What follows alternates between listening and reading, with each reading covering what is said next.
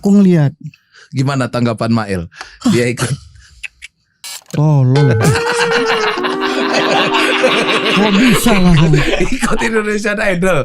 Itu Gila. kan acara manusia ya. Kok bisa? Kau ikut. Rame loh itu Jar, kau di mana-mana. Kau bisa ikut Jar. Iya. Kau emang ada rencana mau jadi penyanyi? Jadi awalnya itu aku lagi syuting tuh di Taman Kodok samping apa di Taman Kodok di Taman mana? Kodok di mana guys? di RCTI itu. Emang Dekat ada situ. Taman Kodok Iya di situ? Taman Kodok, ada Taman Kodok di samping Indonesian Idol. Oke. Lagi syuting di situ kan.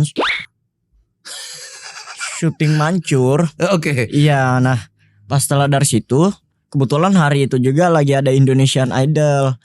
Diundang lah aku iseng-iseng masuk lah nyanyi-nyanyi. Oke. 2 lagu, 1 lagu Inggris sama lagu yang gue. Kalau seandainya diterima Jar, kan itu kayak Alhamdulillah aku dapat golden ticket, Bang.